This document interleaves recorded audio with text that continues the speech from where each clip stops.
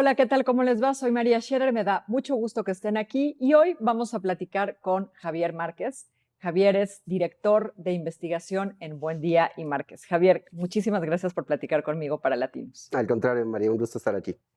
Javier, a ver, una de las conclusiones de los resultados de la elección, ¿no?, que anda ahí por todos lados, es que en contraste con lo que sucedió en la elección presidencial, Morena perdió preferencia entre la clase media y se asentó, digamos, entre la clase popular. Supongo que no es tan simple, ¿no? Es decir, la oposición ganó en muchas capitales, en muchas grandes ciudades, pero también Morena ganó ciudades medias.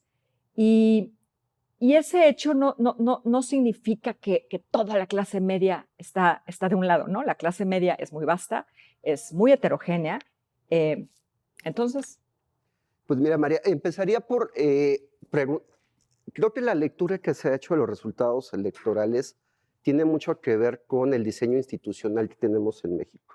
Con esto me refiero a que estamos contabilizando las victorias, ya sean de alcaldías, ciudades, diputados que ganaron cada uno de los partidos políticos, pero quizás no hemos prestado mucha atención al porcentaje de personas que votaron por los partidos políticos. Entonces, en este sentido, Morena sí tuvo un retroceso, aunque fue en realidad, creo, de poca magnitud. Recordemos que en la elección del 2018 para la Cámara de Diputados, Morena obtuvo alrededor del 37% de los votos. En esta elección, Morena registró 35%. Ahora, creo que con lo que nos hemos quedado más es cuántas alcaldías perdió, cuántas posiciones en la Cámara de Diputados mantuvo, etcétera, pero tiene que ver por dónde votan las personas. Y quizás la pregunta en la que te estás enfocando, que es la más, a mí se me hace más interesante sobre cómo votan las personas, tenemos que analizarla al nivel de cuántas personas, qué porcentaje de los votantes acudieron a las urnas. Entonces, pasando a esa dimensión de cuántas posiciones fueron ganadas, a quiénes son las personas que votaron por los partidos políticos, creo que ya podemos decir que sí hubo un realineamiento en cuáles son los perfiles de los votantes de los partidos políticos. Si bien, como te comenté, Morena no pierde mucho porcentaje de votación con respecto a la elección anterior, lo cierto es que el perfil de sus votantes sí ha cambiado y esto lo empezamos a ver desde quiénes eran las personas que aprobaban a López Obrador. Hace un par de años ya habíamos empezado a ver esos movimientos. este asunto de gente con menor nivel económico, con menor nivel de escolaridad, ¿no? Diría que los más notables son el de nivel de escolaridad, las personas con grados de licenciatura o más en la elección de 2018 apoyaron desproporcionalmente a López Obrador. Lo que estamos viendo es un reacomodo de esas personas, ya abandonaron la coalición López Obradorista. También habíamos observado hace algunos años que las personas de menor edad, de jóvenes, también habían apoyado a López Obrador en un gran porcentaje. Vemos otra vez ese retroceso y también un poco relacionada con estas dos que te acabo de explicar, sobre todo con nivel de escolaridad, tiene que ver con las áreas urbanas y rurales. También la coalición López Obradorista había tenido un gran apoyo en algunas zonas urbanas y también ese apoyo se ha retirado un poco. Entonces, si bien los niveles en porcentajes, número de personas que fueron a votar por los partidos se mantiene más o menos estable para la coalición López Obradorista, lo cierto es que el reacomodo es muy distinto. Ahora, Javier, no es hasta cierto punto natural, o sea, no creo que sea algo que pasó con Morena, ¿no?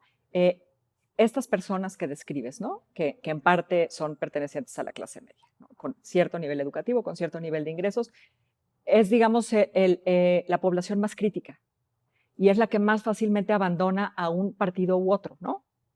Totalmente. López Obrador en realidad ha tenido, yo creo que dos olas de pérdidas de apoyo en cuanto a la aprobación presidencial. Está correlacionado con el voto y nomás te quisiera platicar muy rápidamente esos dos momentos. Uno fue durante el primer trimestre de su mandato.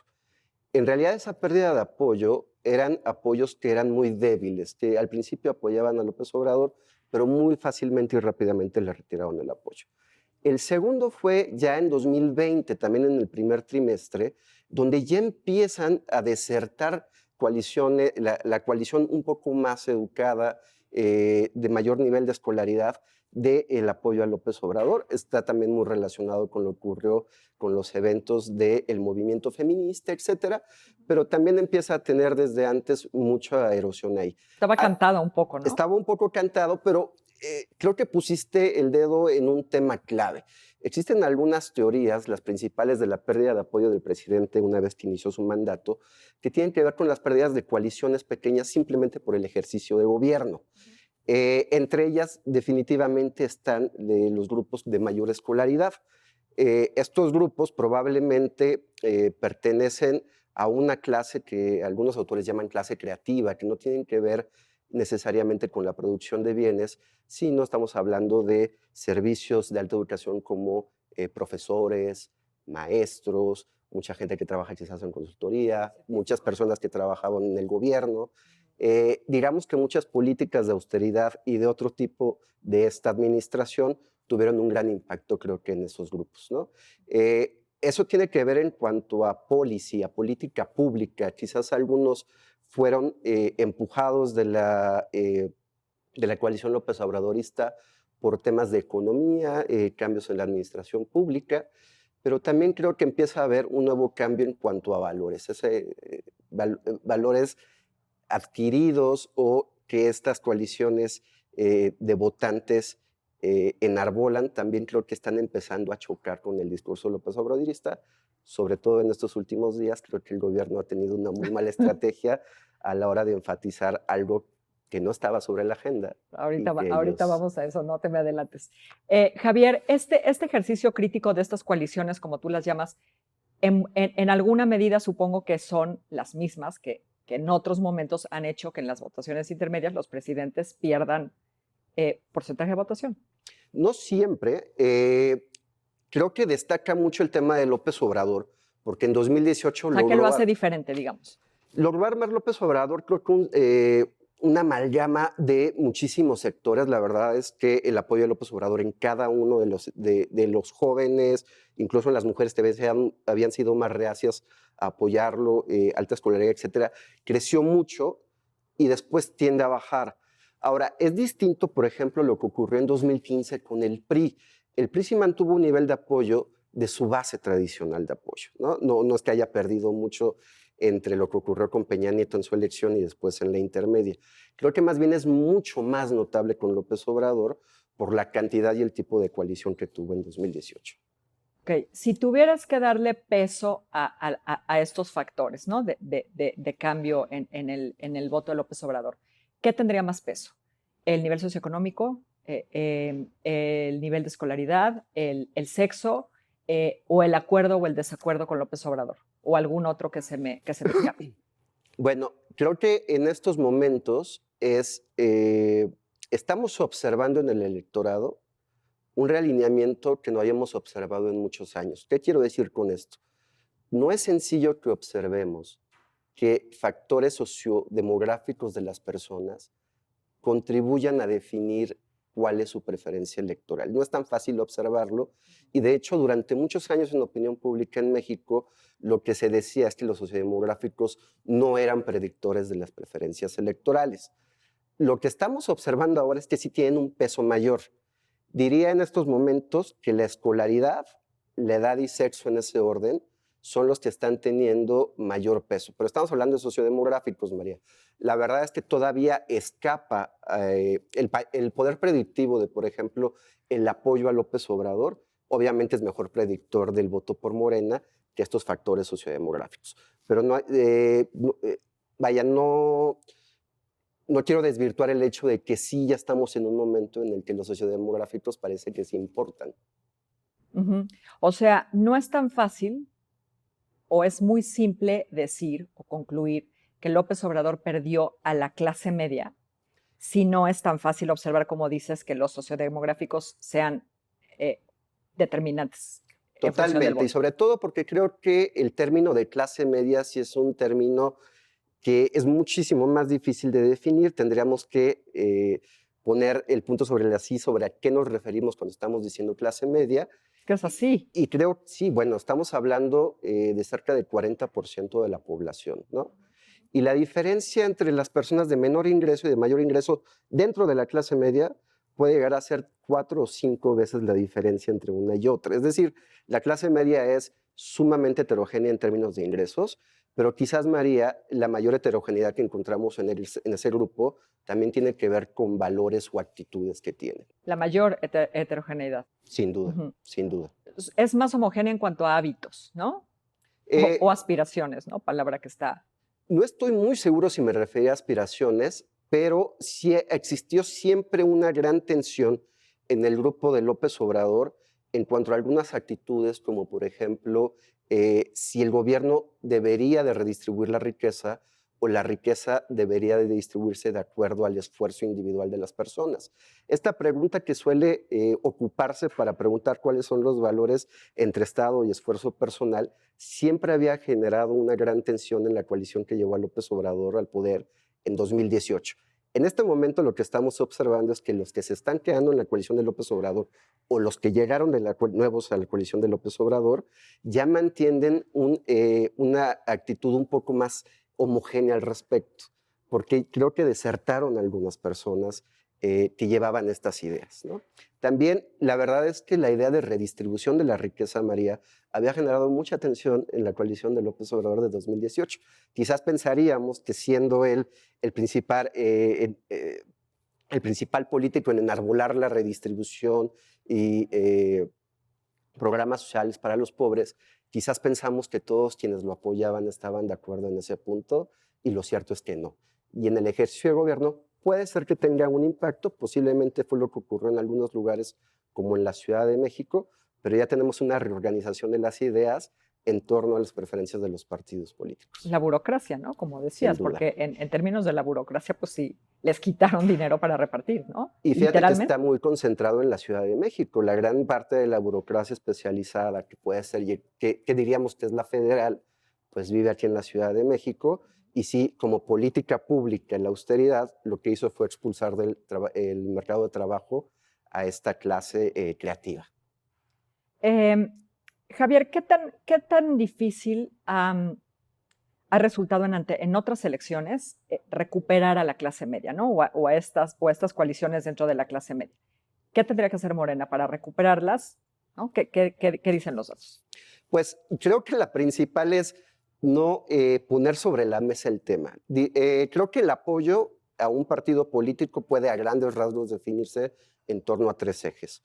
Uno tiene que ver con identidad, otro es política pública, si reciben los beneficios del gobierno que uno esperaría, y otros son los valores y las actitudes. Es posible que en términos de política pública, como ahorita hemos platicado, la clase media o un sector de lo que nosotros podríamos definir como clase media se haya visto afectado por las políticas de la administración actual. Pero en términos identitarios, la verdad es que las personas en México no tenemos una identidad de clase en el sentido de que yo sea nadie reafirma una clase media como perteneciente a ella, ¿no? No es parte de la identidad de las personas. Y la segunda es que los valores, como bien te platicaba, no había sido hasta hace algunos años un tema que contribuyera a dividir las preferencias de los partidos. Creo que lo primero que tendría que hacer Morena para tratar de reconstruir esa coalición que lo llevó a 2018 es no poner sobre la mesa, uno, que existe una clase media, y quizás dos, poner en la lucha política o en la lucha electoral el hecho de un sector de la población como alguien que es alguien que causa problemas para el gobierno. Generalmente O en sea, la política en electoral... términos de discurso, dices, Sí, sin duda. no hablar del tema. Pues bueno, en términos de la lucha electoral, María, probablemente lo que deberían de hacer los partidos políticos es argumentar uno contra el otro, no necesariamente un partido político o un proyecto con respecto a la población. Esto también recordarás ocurrió en Estados Unidos cuando Clinton llamaba que muchos de los votantes de Donald Trump eran deplorables. Bueno, era un gran error tratar de meterse en la política electoral y bajarla a un grupo de votantes. Lo que está haciendo, me parece, López Obrador es inadecuado porque está poniendo como su rival político a un grupo de la población y no tiene cabida. Que tiene un arma importante, ¿no? Definitivamente.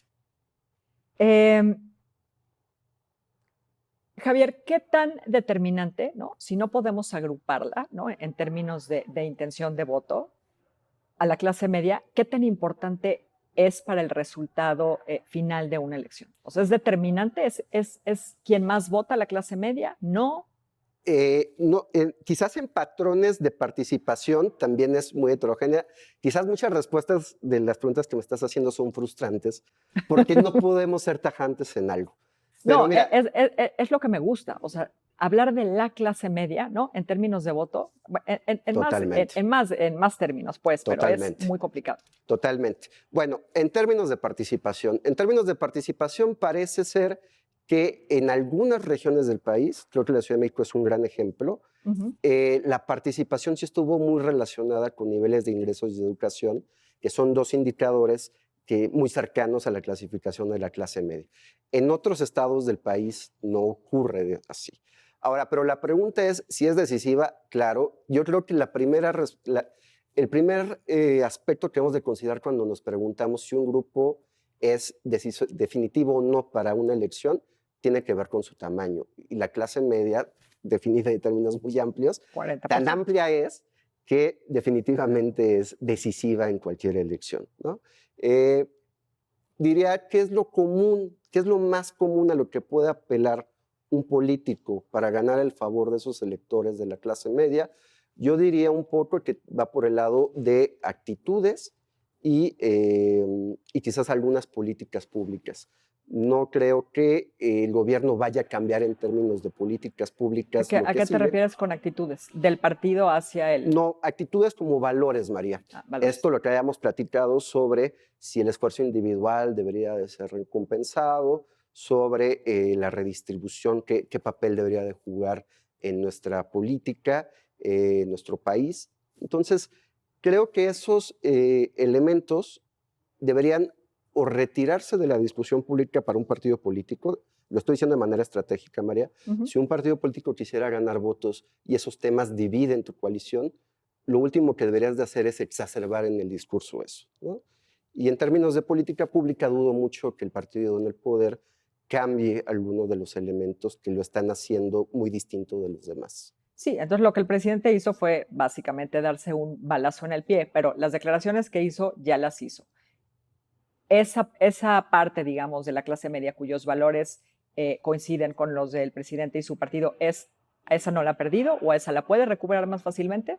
Creo que la puede recuperar porque lo que es algo muy importante también en la competencia electoral es cuáles son las alternativas. Creo que ocurrió también en esta elección. Morena puede perder o recuperar apoyos dependiendo quiénes son los partidos que están enfrente, ¿no? Y también quiero entonces retomar con lo que iniciamos la conversación, María. Incluso Morena en estos momentos, sin tener que recuperar los votos que perdió y de los que hemos estado conversando ahorita, podría imponerse a sus rivales si sus rivales no hicieran estrategias colusivas, si no hicieran una coalición como lo hicieron este año. Casi para el 24 están obligados a sostenerla. Pues deberían pensarlo muy bien si quieren seguir manteniendo el éxito electoral que tuvieron el pasado 7 de junio, sin duda, pero pues sí quisiera recalcar lo que te acabo de comentar. Lo cierto es que incluso con las pérdidas que tuvo el partido en el poder, si la coalición no se coordinara, Morena podría tener un muy buen resultado electoral. Si la coalición sí se coordina. Estaría en aprietos, Morena, sin duda.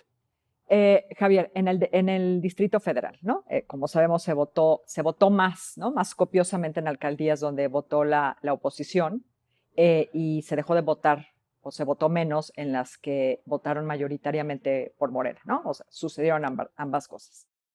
Pero tú además tienes una teoría sobre lo que pasó en el DF, ¿no? O sea, no, que tiene que ver con que no es el aplastamiento que a simple vista, ¿no? O con esos mapas un poco ridículos parece. Aquí en la Ciudad de México, a diferencia de lo que ocurrió en el resto del país, de hecho, Morena mantuvo su porcentaje de votación en alcaldías con respecto a hace 3 años. O sea, en porcentaje de votación que tú dices que es la cifra relevante, ¿no? Eso se mantuvo igual, a Así es, diferencia del resto del país donde sí cayó un par de donde sí puntos. cayó, aquí en el distrito, en la Ciudad de México, Hace 3 años Morena obtuvo 40% de los votos, en esta elección obtuvo 39% de los votos. Lo cierto es que sí hubo un crecimiento principalmente del PAN y un poco del PRI, pero creo que la pregunta vendrá quizás, María, si se mantuvo normal Morena y los otros subieron, pues de qué partido vinieron las caídas. Pues bueno, el PRD se erosionó mucho, como uno lo hubiera pensado. Yo supongo que muchos de los votos del PRD en 2018 fueron a parar a Morena en esta ocasión y que mucho de la coalición López Obradorista, de alto ingreso o alta escolaridad, probablemente cambió a PAN, principalmente a PAN, no creo que tanto a PRI. Pero lo que ocurrió fue entonces el reacomodo. Al final los porcentajes de Morena se mantuvieron igual, pero el reacomodo ocurrió más bien en los partidos de oposición. La verdad es que si en la elección de 2018 PAN, PRI y PRD se hubieran coordinado, el resultado hubiera sido parecido a lo que estamos observando ahorita. Con esto me refiero a que... Se tardaron. Se tardaron quizás, ¿no? O a lo mejor no era el momento de hacerlo, pero el punto es que el resultado también hubiera sido un resultado muy favorable en 2018 para la oposición en la Ciudad de México si hubieran hecho la coalición que tuvieron ahorita. A ver, ya encarrerados, Javier. Ya en los análisis posteriores, no más calmados, días después de la elección, pues resulta que en las coaliciones no todo fue, o sea, por supuesto, la coalición opositora en conjunto le va bien, pero revisando lo que pasa con cada uno de los partidos, en las dos hay perdedores y hay ganadores, ¿no? En la de Morena, Verde, PT, claramente ganó el PT, ¿no? Y el afectado, entre comillas, es Morena, porque obtiene finalmente cierta cantidad de curules que no hubiera obtenido si hubiera ganado por sí solo. Otra historia es en la coalición opositora. El PRI perdió todos los estados que gobernaba, tiene un montón de diputados, ¿no? A mí me parece que el ganón de esa coalición es el PRI. No estoy segura que se vaya a negociar la que viene, ¿no? Porque tendrá que ser en el 2024 en los mismos términos. Totalmente. Lo que tendría, vaya, si los partidos no siguen la estrategia de coalición que hicieron en esta elección, deberían de estar pensando muy seriamente cómo es que van a remontar una gran delantera que lleva Morena en estos momentos, ¿no? El partido más cercano, que puede ser el PAN, está a la mitad de lo que tiene Morena. Entonces, si ellos no están pensando seriamente en hacer la misma estrategia que ocuparon en esta elección, deberían estar pensando muy seriamente cómo van a poder remontar una ventaja de un partido que verdaderamente es dominante en este momento en el sistema de partidos. Lo ha eclipsado un poco el hecho de que se coaligaron ellos, pero creo que les enfrentan muchos retos si no siguen con la misma estrategia de coalición. Yo sé que es prematuro, ¿no? Que no podemos comparar 70 años, ¿no? Con 3, pero ¿es tan poderoso Morena ahora? Bueno, vamos a ponerlo en términos de votación, y lo cierto es que Morena sí se encuentra en porcentajes de votación del PRI después de 1997, ¿no? Sí se encuentra arriba de 35% o sea, de un PRI ya de los no votos. tan poderoso, ¿no? Así es. Okay. Un partido dominante, pero no hegemónico, es lo que yo le llamaría. Correcto. Javier, te agradezco muchísimo. Fue un gusto platicar contigo. Al contrario, María, te agradezco muchísimo la invitación. Gracias a ustedes también. Como siempre, lo espero aquí la próxima semana en Latinos. Que descanse y que le vaya muy, muy bien.